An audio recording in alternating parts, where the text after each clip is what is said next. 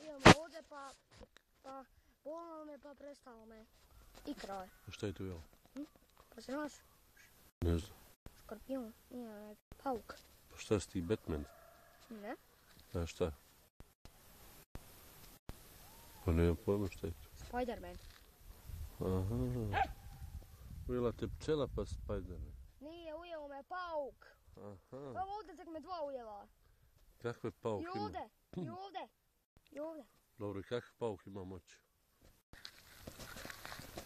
Mislim Spider-Man. Može da hoda po betonu, po zidu pa i može da baca mrežu. I ima dobre riječi. Dobre. On spašava ljude u nevolji.